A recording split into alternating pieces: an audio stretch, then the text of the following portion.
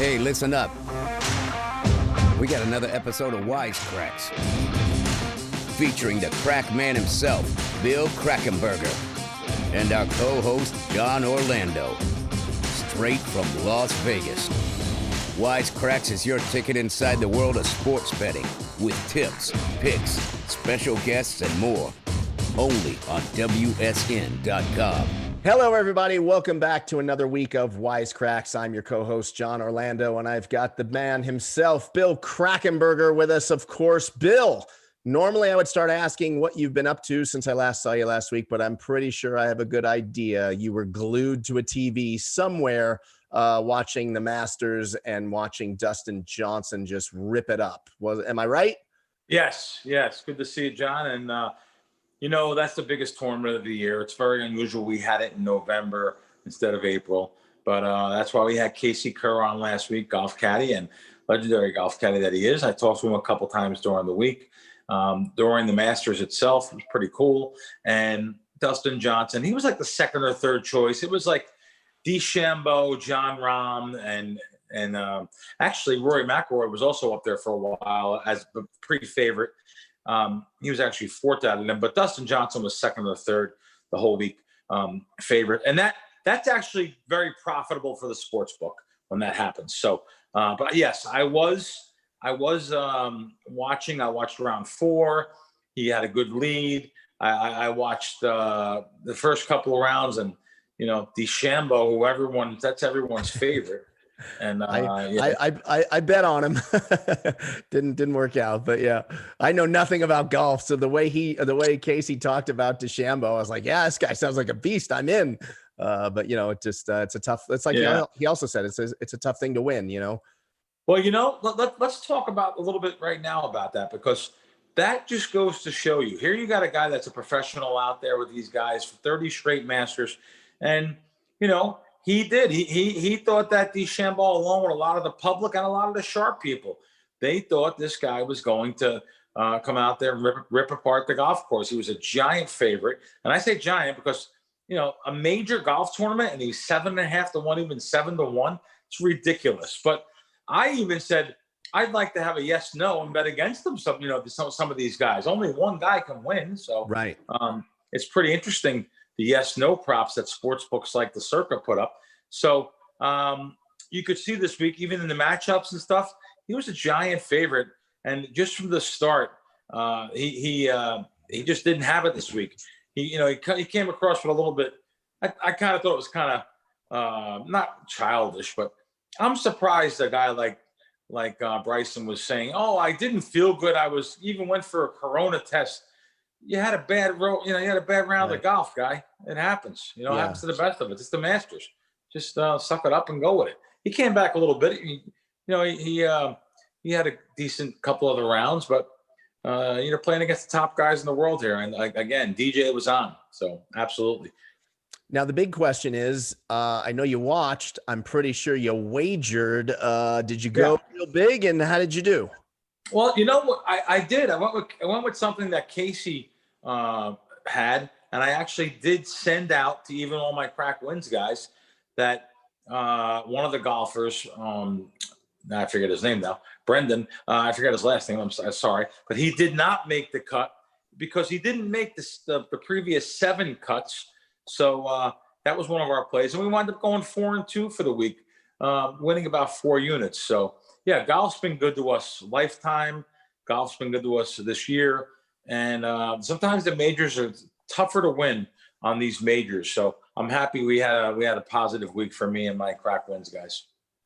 You seem to really love the Masters. I could tell you were loving. Last week was the most excited I think I've seen you with the guest and just about the show in general. I didn't realize golf was so big for you until last week.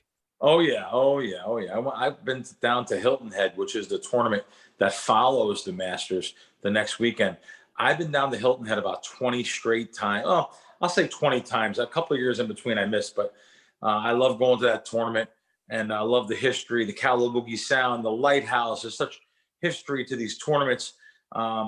I enjoy going to them. I enjoy watching them on TV too. I know golf when I was a kid, it was like a boring sport. But golf and baseball is the two sports I kind of grew up. I played golf for a long time too. I played a couple times a week, all up and through my mid-20s. All of a sudden, sports betting came in line, and sports betting is a game where I really can't take out 7-8 hours of a day to go to a course. And back where I lived in New Jersey, in Monmouth County, New Jersey, back when I was playing, you didn't have tee time, or you couldn't call up for a tee time, or you had to actually go in the morning at 6 in the morning. This was for the Monmouth County, New Jersey courses. You used to go 6 in the morning, grab your tee time, wait in line, and then actually come back at nighttime. And later in the day and play your round. So you go 6 in the morning for a 12 o'clock round, go home and sleep for a couple hours. And so it was a long day. All of a sudden, sports betting. I started professional sports betting in the mid '90s, and I kind of never looked back and kind of gave up golf. But yet, when I was in San Diego recently, I played around the golf, and it's like roller skating. It comes right back. I mean, literally, I couldn't believe on the second hole at Barona Creek Golf Course, about 25 miles out of San Diego. I think it was the second hole, par 3, and I actually hit the green. I couldn't believe it. So it comes right back. Yep. It's funny. I told you before we started taping last week that I wasn't going to say it on the air because I didn't want to insult our guest, that I've had this long running, debate on my Action Junkies podcast that golf is an activity and not a sport. And it wasn't until listening to the passion and how Casey Kerr broke it down in terms of those guys being world-class athletes. And he said something that really is what changed my mind, is he said, the back only has so many torques in it and so many swings in it before it just gives out. And then I started thinking about, oh, right. Okay. That's Tiger Woods. That's the decline of Tiger Woods. Now I get it. And he literally, that interview changed my whole perspective on golf. I know a lot of people are probably going to rip me on this, that, I had to take till then, but sure. I'm a baseball, UFC, football guy. So, I find it more interesting that you went right out and bet exactly what Casey said. And I feel bad that you weren't when I was doing my last 2 shows, previous years for majors, I did with him last year's Masters, and then the the British Open, which is called the Open now. He had Tiger Woods last year, and then he had I forget who he had a golfer that won the Open at like 80-1. So you would have had them though. You went right out and bet Bryson at 8-1. You would have definitely had one of our other guys there for sure. Yeah, I just threw 100 on it. I was like, oh, why not? And so I bet on him, and I bet on Tiger because he was like, Tiger Woods can always win. And I was like, yeah, that makes sense. I just thought at least it'll give me some sort of drive to watch highlights and stuff. It was. I mean, they really rob these sports books. Really rob you though on guys like Tiger, because it's like a big name like that. He was like 40 or 50-1. He should have been 150-1. But then again, look how he came out and shot. I think he shot 4 under the first day. I mean, 4 under all 4 days puts him in second place in this tournament. So you're right. Casey's right. You never know. Krack, I say it every week, between you and WSN.com and all the sign-up bonuses they have to offer, the articles, it's always the best odds. I'm like a new man. I'm winning more money. I'm making sharper picks. It's my parlay addiction is offsetting that. So basically, WSN.com is funding my parlay addiction. But I urge all of you watching to go check out WSN.com. It's the sharp move. Cool, man. Listen, you're sharpening up more and more each week, Jono. Good job. But absolutely, WSN.com. I talk about it every week with some passion, because I actually do go to the site all the time and check out the articles myself. The bonuses. Listen, I love bonuses. I travel all over the country for bonuses. So I always check out what's on there. All the different states, the jurisdictions, they have everything on there in one click of a button there. So tons of great articles and latest odds. I mean, there's so many good things to check out on WSN. Make sure you go there. Listen, I'm going there myself. And so someone that bets as heavy as I do, you can guarantee there's reasons why I'm there. And while we're talking about betting, let's talk about my other secret weapon, which I know is the Krack Wins app. It's been a game changer for me. Again, and one of the things I wanted to talk about with this is discipline, right? It's like you're giving me the info in this app, and I'm winning, but I'm screwing it up on my parlays. And it really comes down to discipline, right? That's really, at the end of the day, probably the most important thing that I think you would preach to someone, right? Yeah, discipline is giant, actually, especially when you have so many primetime games. After like a Sunday, you have all of a sudden you have the night game, and you got to have action because maybe you lost in the daytime, or maybe you won and you just want more action. It's not the way to make money in the long run, but I can guarantee you that I'm even going to say, it's going to sound crazy, I'm going to say 95%, or that might be low, of the people that are watching us right now have to have action on a game because it's on Thursday night, Sunday night, or of course Monday night. And that's just not the way I work, and it's not the way any professional works. If there's a play to be made because you have a mathematical edge, or at least you feel you do, or you're getting closing line value, whatever it may be, then there's a play on that game. If not, you pass the game, because then if not, what I do, taking advantage of the bookmakers and the lines, you're doing the exact opposite. You're feeding a bookmaker and you're just giving them money in the end. Maybe not that night. Maybe you got lucky that night, but in the end, you're not going to beat them. Listen to Krack, people. Listen to Krack, okay? Download the app. It's available on Apple. It's on Google Play. The Krack Wins app. Go get it right now. Go on. Go. Cool. All right, well, it's time for us to move on to our guest. We sat down with him a little earlier in the day today, and here's how it went. All right, Krack, it's time to bring on our guest for the show today. We've got a fantastic one, a good friend of mine. He's coming to us from, I think he's somewhere in Kansas City or something right now. He's a UFC fighter. His nickname is the Cuban Missile Crisis. His name is Julian Marquez. Not only is he a fighter, but he even hosts his own podcast with the beautiful Kendra Lust. He hosts, or co-hosts, I should say, the Beauty and the Beast podcast, where, unfortunately, I hate to tell you, Julian, you're definitely playing the part of the Beast. Welcome to Wise Kracks today. What's up, y'all? I appreciate y'all having me on today. We're going to make some picks. We're going to have some fun with great conversation, but I'm going to let you know this right now. It really depends on when the Beast comes out. It's either me or Kendra, because I'll tell you what, some days I look pretty and some days she's pretty beastly. I'm just saying, her job, her line of work, you got to be an animal to do that. Oh, cool, man. Well, Julian, great to have you. Thanks for coming on. Listen, I love that nickname. I have to ask you, how did you get it? Where did it come about?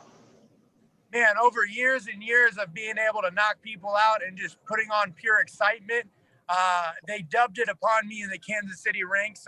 One of my friends' wives actually said my nickname on one of the biggest fights in Kansas City when I was about to take on the number one in Kansas City.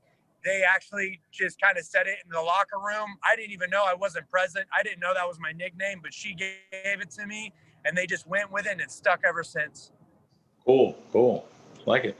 So, Julian, I, along with many, have been waiting for the return of the Cuban Missile Crisis. I know you had a really rough injury, I want to say almost 3 years ago now, or it's creeping up on that. And you've been on the shelf. I know you've been working hard, and you were supposed to fight last week. And I was hoping that this show today was going to be us doing your celebration show and recapping your epic knockout from last Saturday. But your opponent pulled out on you for the second time. Do I have this right? Absolutely. We actually were supposed to fight him August 29th, 2020, and he had undisclosed reasons 10 days before the fight, so they pushed it to November 14th, and the day of weight cuts, Friday is a weigh-in.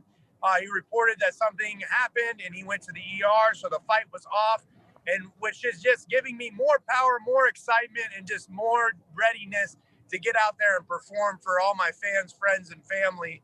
But I'm going to tell you what, man, I feel great. I feel awesome. It's no skin off my back that he doesn't want to fight. I made the weight. I showed everybody I can still be at 185. And also everybody's just more and more excited for the return. So it's not bad for me.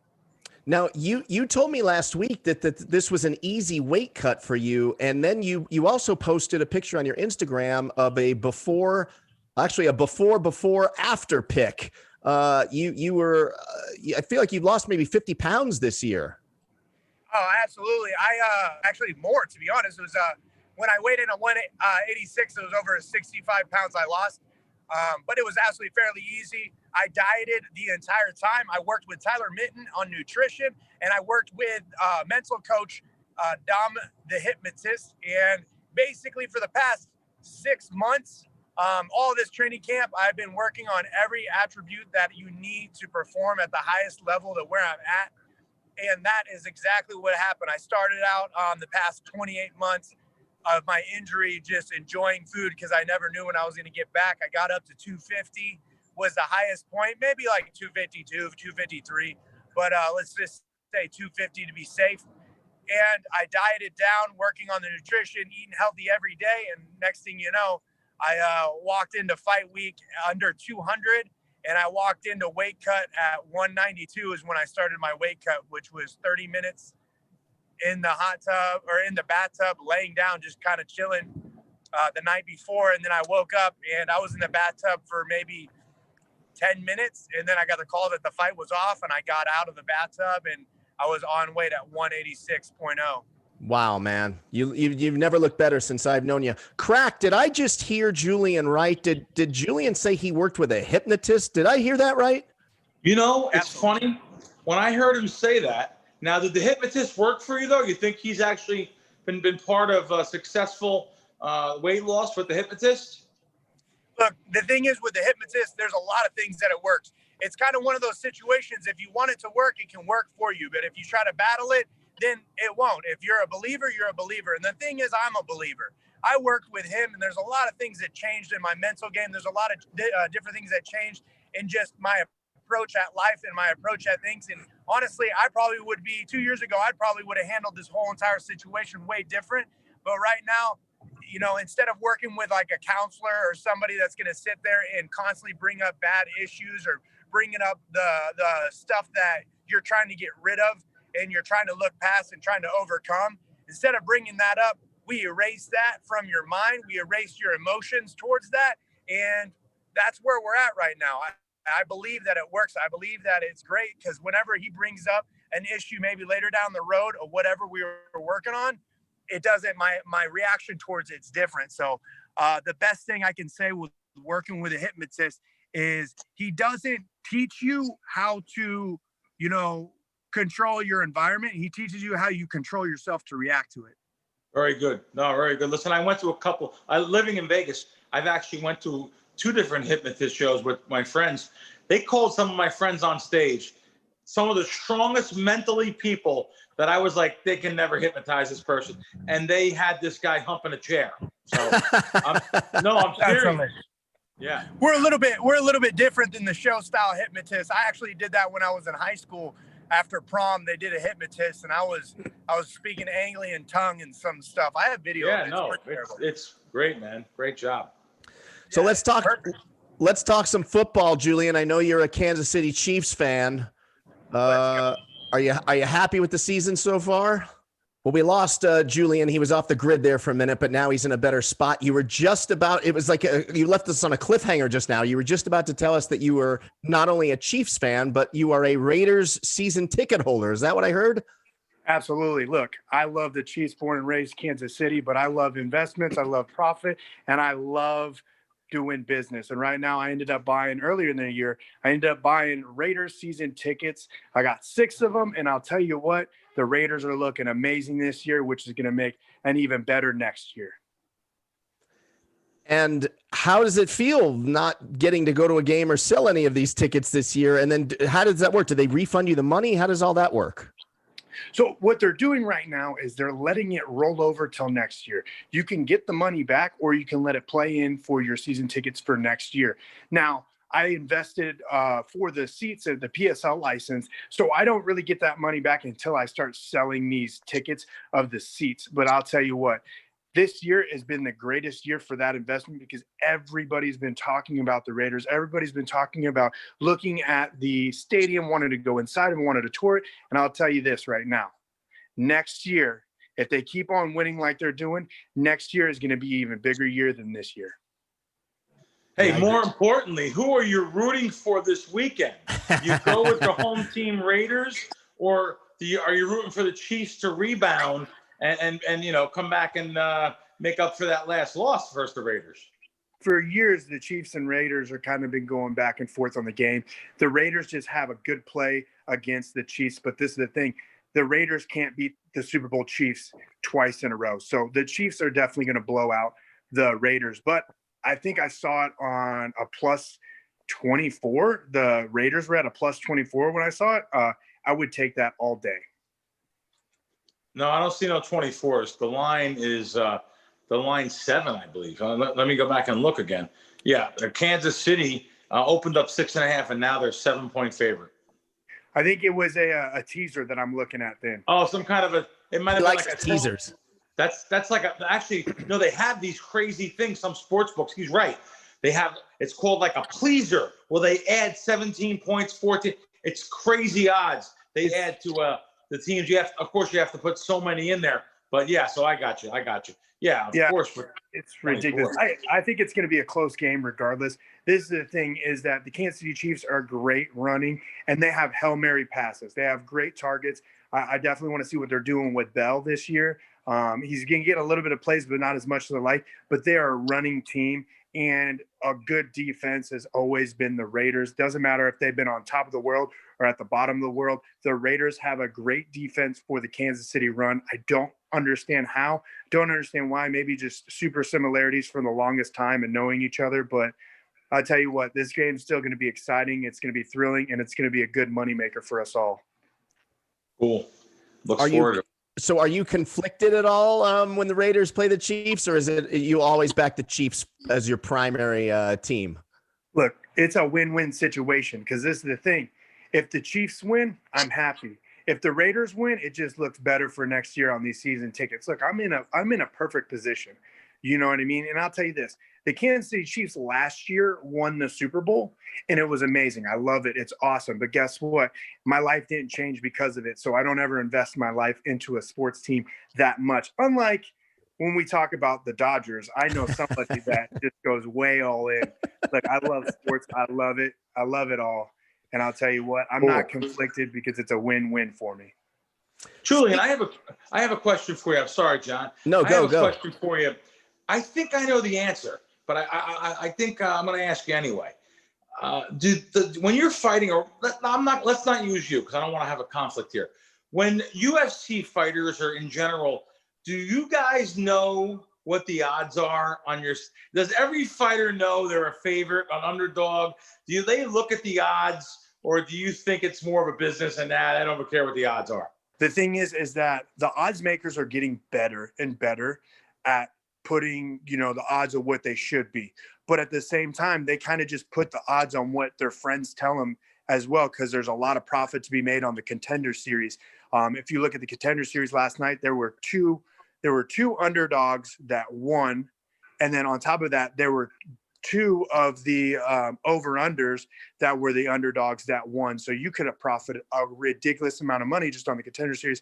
And when it comes to me and the other fighters, when we sit there and talk about a fight, we're like, yeah, okay, this guy has a 50-50 shot, and we see the line is minus 475. We know that, hey, it's a better chance to put it on the other guy because the odds are so great in that favor, that it's a better chance for you to risk. If you 10 out of 10 times, if you bet on the other guy, it's probably going to win if they're at a 50-50 shot. So that's how we look at it when we make our bets. But sometimes these odd makers just they just go off the hype. Cool. When you guys see that you are the underdog, do you get mad? Like if the line, if it's way out of whack, I don't even know if that's probably hasn't happened to you, but like if you were on the board at like plus 180, does it piss you off? And then does that fuel the fire? I was a plus 400 against Phil Haas on the Contender Series, and a lot of my friends cashed out, and the books were pissed off. Look, this is the thing. I don't care about the odds. I don't care about what they put me at. It doesn't affect me at all, because at the end of the day, anytime you put money on me, you're just going to rob from the casinos or the sportsbook. I love it. You guys have something in common, I think, with your betting strategy. Krack, you are an over-under guy in the NFL games. And I like totals. Right, you like the totals. And totals. Julian, always when we talk, he always reminds me and tries to sway me into the over under, 2.5 rounds or whatever. What's up with that? Yeah. No, it's not. I know it's not as fun. People love to bet the side. They love to have a side in the fight and go against a certain fighter. But let me tell you something. Mathematically, sometimes the over-unders or the totals are much easier, I feel. So I'm with it the whole entire time. Look, the thing is, in football, I'm doing way better betting the over-under than I am betting the actual favorite. This is the thing. You can't be betting a minus 325. I don't want to risk $325 to win 100, but to get a minus 170 on over, 1.5 rounds, or a minus 115 on over 48 points, I'm willing to risk that because it looks more pleasable, especially with two high-powered teams that you're like, okay, let's go. Like, this is a safe bet, and the odds are in my favor to win more money and put less down, because I've been on the opposite end where I bet, let's use Ryan Bader in an MMA fight. Ryan Bader was minus a 450. I put 450 down on Ryan Bader, and I thought he was going to win against his last bout in Bellator for his title at 205, and he lost. So I lost $450, and if I would have put that $450 on the other opponent, I would have ended up making over $2,000 just on that bet alone. And wow. I ended up making a little bit of money because I put it on the over 1.5 rounds, and he got knocked out in the second round at the end of it. So I made a little bit of my money back, but I lost way too much. Cool. I agree. Yeah, good stuff. Good stuff. Especially this year in the NFL. Totals are unbelievable. The way to go, for sure. Great. Julian, this has been a crazy year for everybody, 2020. And I think your Instagram might be one of the most inspirational Instagrams out of all of the UFC fighters, for sure. You have found a way to, reinvent yourself, keep yourself relevant, stay positive. How have you've started, essentially starting a new business with the podcasting with Kendra, during a pandemic. She's in, I think, Michigan. You were here in Vegas, and you guys, have found a way to, make a successful show. I see that show's growing. How have you been able to stay so positive in really a negative time for you personally with the fighting and with the, coming back from the injury and the world being closed? How have you been able to stay so positive? This is the thing, man, is like, it's all about your outlook. And I told you I worked with Dom the hypnotist, and it helped me change the way I control my emotions towards everything else. And if you look back, you've known me for, during this whole entire, injury. We've talked, we've had battles, we've had arguments, and we're all in love, but we talked about many different, strategies and stuff that came through with it. And I'll tell you this right now. During this pandemic has been the greatest opportunity for myself, and I seized every bit of it. Now, it's a bad situation all around globally, but for me personally, it's been the greatest thing that ever happened to me. Look, all the jobs shut down, everything shut down to where I had to be focused on only one thing, and that was training. You couldn't go to work. I didn't have to go to work. So I focused everything on training. I focused everything on my nutrition. I focused everything on just my mental side, to where when everything opened back up, I had enough money saved up. I ended up moving out of my place, and I just got up and left to Kansas City and just kept going and focusing on what I control. And that's Julian Marquez. I can't control the weather. I can't control, what the government's going to tell you and where to go and what to do, but I can control what Julian Marquez does and how he reacts. And I reacted in the best way possible to make myself be the best person and evolution of who I can be. And I will not stop doing that, because the goal is to make it to the top. The goal is to make the most amount of empire money that you can. And I'm on the right path. You sure are, man. And it's been fun watching you. Thank you so much for stopping by and taking the time to sit with Krack and I today. And we look forward to seeing you get back into the cage and get your hand raised in the near future. Absolutely. I appreciate it, but I want to know this right now. What is your pick on the over-under this weekend? Are you taking the over of the Kansas City Chiefs, or are you taking the under? What are we talking about? Come on, let's give out a free bet today.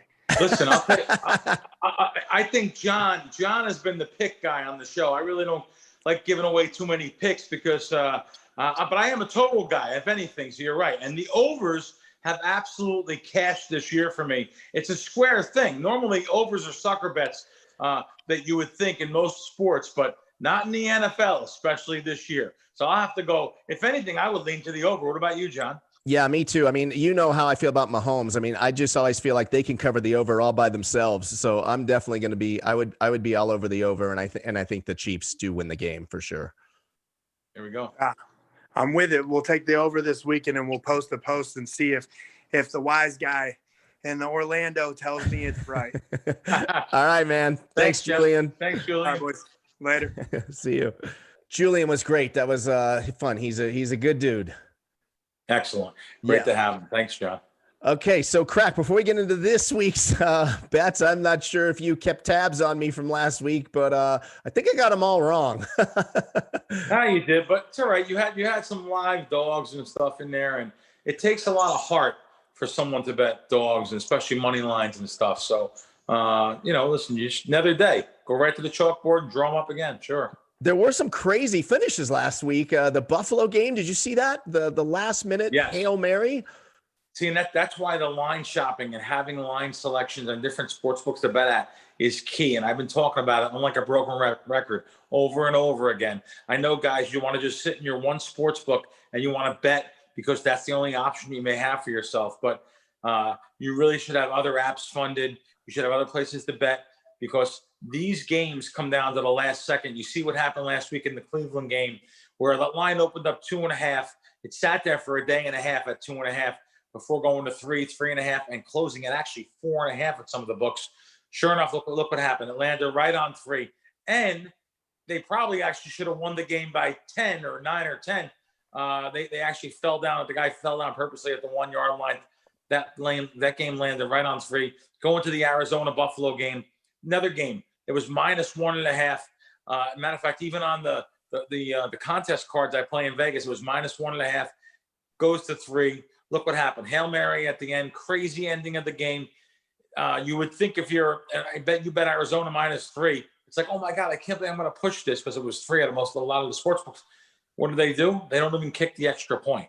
Lands on 2. Last minute. Any given Sunday. Anything can happen still. Make sure you guys know that. Let's get right into your plays, John. Speaking of any given Sunday. All right. Any given Sunday, you could scoop the board here. That is my motto. I'm taking a page out of your book for my picks this week, the Any Given Sunday. And I'm actually going to go as far as to say I'm calling this Sunday, Dog Day afternoon. So I'm sure you know what's coming right now, right? Oh, yeah. All right. So Jets at the Chargers. This game opened at, I think, -9.5, and now it's -8.5. Yep. Krack, listen. I'm I play a lot of blackjack too, right? So I'm a big law of averages guy. I'm a big, you lose 4 in a row, you can't possibly lose the 5th hand, bet the house. I know you hate when I do that, but I can't help it. It's how I'm wired. All right. I'm an action junkie. So I think I have found the one lonely Jets win this season. And I think it's going to come this weekend. They're coming off of a bye, which I like. And then their last game, they only lost by 3. So I think that gives them some momentum along with, some reflection with the bye. And I think they are going to go in and with the we can win one theory. And I think that on the road in LA, I'm taking Jets money line at plus, I think 335. What are your thoughts? Yeah, it's actually plus. I'm looking on my screen right now because actually, here's another example. So 335 is 330s, but there's also a 350 on the screen. Doesn't sound like a lot, but let's say you bet $100, you're getting an extra $15. You're paying for your lunch. So if it wins, so listen, the Chargers, boy, they really can't get out of their own way. 2-7, I believe their record is. Many will say that they're much better than that record. I understand, but as the great Bill Parcells always said, you are what your record says it is. So anyway, this game feels like it's kind of like 2 lame duck coaches who may not even be there next year. So I think 9's a lot to lay, and I'm going to lean to the Jets. And hey, if you hit that money line, it's even better. All right, very good, very good. I'm going to be on it. So okay, that brings me to, again, keeping with the law of averages, any given Sunday theme here. Steelers versus Jacksonville. You see where I'm headed? Yeah, Krack. Listen, I know Wise Kracks Nation's probably laughing at me right now. I'm okay with that. Here's my thought process. All right. Jacksonville lost by 4 to Green Bay. Okay. So sometimes a loss is almost as good as a win in my book in terms of, headspace, momentum, all that stuff. So I'm going momentum. I think it's on Jacksonville's side. Again, I'm going money line. So you're going to money line. No, you're not going to points here because Nope. There's a couple 10.5s out there. You lay a little juice -115. I could see that. Money line, ooh, I'll tell you, that's a ballsy one again. But again, maybe I do both. Maybe both. Is it crazy to do both? No, of course not. You could do the team, and then you should do 10, 15, 20% maybe money line. So let's say you're going to bet. For the people at home, easy math. Let's say you're going to bet $100 on Jacksonville. Well, you could bet $80 on Jacksonville plus the 10.5, and you can bet $20 on Jacksonville money line plus 350 or better. So not a bad idea. And listen, they have played. Well, they played really hard. They really did. And I actually think they can keep it close this week too. So I am kind of with you on this game. Again, I'm not betting it right now per se, especially NFL sides. I hate betting, as you know. Last time Pittsburgh was a huge favorite on the road. They almost lost to the Cowboys. So, matter of fact, they should have lost to the Cowboys. I'll tell you right now, the Cowboys should have won that. So I agree with your underdog with 10.5. I'm going to root for your money line. I love it. Okay. And I've saved the best for last. Usually I make my last pick my street cred pick of the week, which, by the way, I was 2-0 going into last week, and then last week's didn't go too good, but I'm still 2-1 on my street cred picks of the week. This one maybe I may be going with heart. I'm sometimes, and we should talk about that too, is separating heart, and the emotion of who you really want to win with who you should bet on. I don't think I'm clouded here, even though I know anyone that knows me is going to say, come on, dude. So this would be the Cowboys and Vikings game. I kind of think with Dalton coming back, and again, the Cowboys are a big dog. They're coming off a bye. I love betting on teams when they come off a bye, especially if they lost the game before the bye, but provided they played well, which the Cowboys didn't. But I think that it helps you reset, regroup, gives you that extra week to get your act together. I'm taking the Cowboys again, money line. So I'm going with I'm taking each individually money line, and I'm putting them all in a parlay. It's dog day afternoon. What do you think? I'll tell you, most of the public, like square money, the reason why sportsbooks make so much money, let me just be blunt, they also play the money line, but on the favorites. So they love parlaying favorites together. I've talked about it before. They love instead of laying the 7 or 10 points on a game, they want to lay -3 to 1, -2 to 1 on money line parlays. So you're doing the opposite here. Let me tell you, you're going to invest a little and win a house. So that's what you want to do, I guess, if you're gonna bet these kind of money line dogs. And listen, it happens. These things happen. So shop your lines, and I definitely have to tell you though, don't just bet the parlay. Bet all 3 individual money lines straight up, because if you hit one, you're almost free rolling everything else. So, I'm so glad you remind me of that, because I fail at doing that. It's like, it's weird. A lot of these weeks, I do it with UFC too. I do it with all the sports. I can be, just pick a random, 4 out of 6 with 3 dogs and make very little money and sometimes lose. Absolutely. You really should play those individual ones straight. I can't tell you how many times I have given people winners on totals or whatever. I say, hey, my buddy Mike, how you doing? I gave you 3-0 this weekend. You do all right? No, I actually lost. How could you possibly lose? That's why I said I can't give you better than 3-0. So there's no way I'm ever giving you a pick again. If you're going to mix them with your own teams and put them in parlays, when I don't tell you to do something like that. I'm guilty. I get the winning information out of the Krack Wins app every week, and I screw it up somehow. My man. Well, hopefully you can bet those straight games and listen to what I'm saying a little bit here, and cash for a little bit, and hopefully free roll into a big payday there. Yeah. All right. For sure. All right, Krack, let's move on to our Twitter questions for the week. Let's see. We've got at FW9 asks, is the betting market starting to center more towards square bettors as opposed to sharp bettors? Yeah. Here's what the ideal line, quote unquote, is for a bookmaker to put out a line. He gets equal balanced actions both ways. He has no emotion. He has no favorite. He doesn't put his team into it. You want to put out a line that gets equal action both ways. Now, of course, it's never going to happen. There's always going to be a little side here or there. But for the most part, you want action both ways. So is it starting to cater more towards the square bettors? You know, the line probably is more towards the squares and what the average Joe, because that's the bulk of their business. So yeah, of course, it's gonna cater more towards the square public market, because you're not going to take as much from the sharp guys anyway.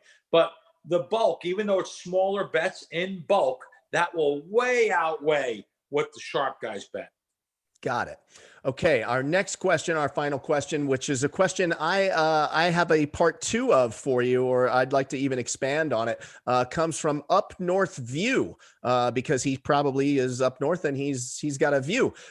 He says, are there games you feel more strong about, and do you make your bet on that game larger? Which was basically what I was going to ask you. Is it's basically the gut feeling, right? Does the gut ever come into this with you like it does all of us? No, there's no gut feeling. I haven't had a gut feeling like that since I was like a kid back in high school, just or grade school, just betting because I like the Yankees and they were home that week or that day. No, so there's no gut feeling, but it's a great question. Fantastic. Yeah. Thank you, Mr. Up North View. I'll tell you why. There's not a game that I think stronger than another game. It's very, very rare I'll have like a 1.5 unit play compared to a unit, let's just say in general. But I do bet more percentage-wise of my bankroll on totals. So I'll bet more on a total than I will per se an NFL side, or I'll bet more on a proposition bet. I'll try to get down as much as I can on a proposition bet, where I'll make that a bigger percentage of my bankroll getting down on, rather than again a straight bet. So when it comes to like your totals, now when I say totals, NFL over-unders, I'll usually have them all rated the same. If I do have that rare occasion, one where I'll bet more on, I'll actually talk about that to my Crack Wins guys, or I'll just bet more myself on it. But it's very, very rare. Everything really across the board, I kind of like as the same thing. When you got all these scam guys out there saying, oh my God, this is my 10-star lock of the week, my 10-star lock of the year, lock of the century.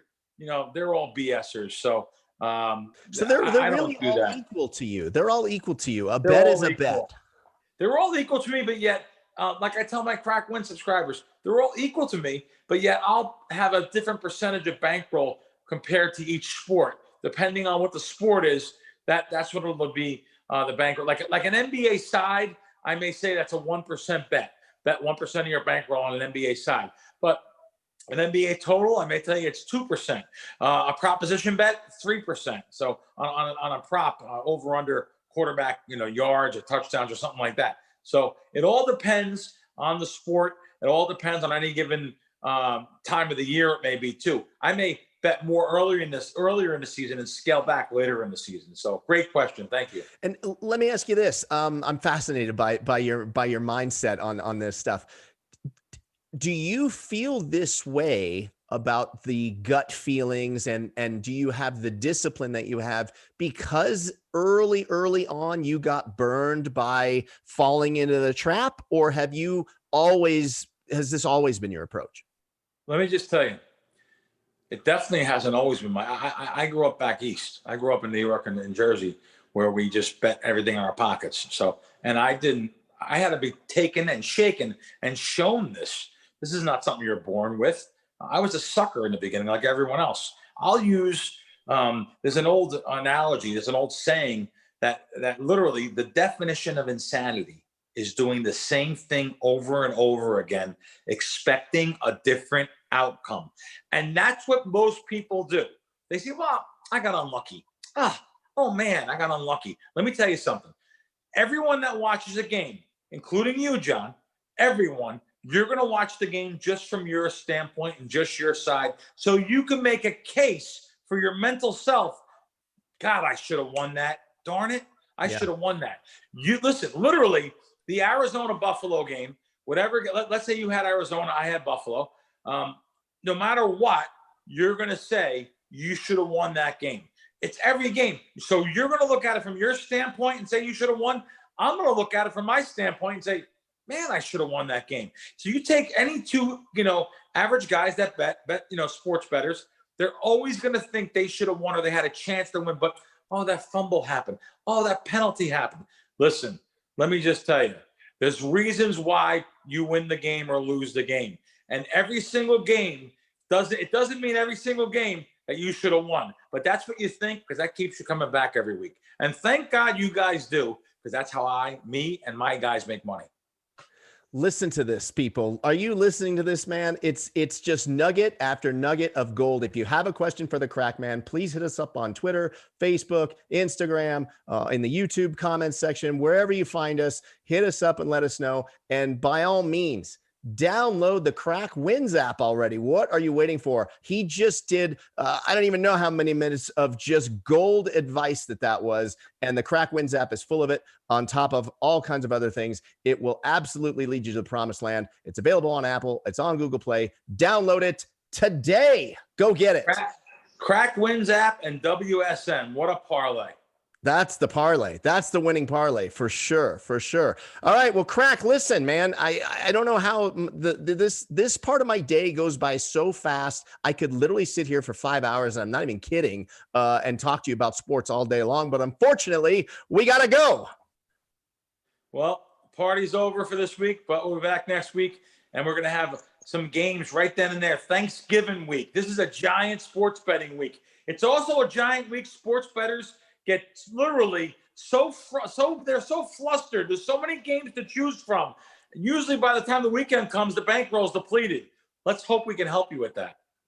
All right. Good stuff, my man. I will see you next week, and we will both see all of you next week. Be sure to go over to WSN.com, check it out, and subscribe to the YouTube channel. Leave us a comment, leave us a like, show us some love, and we will see you next week.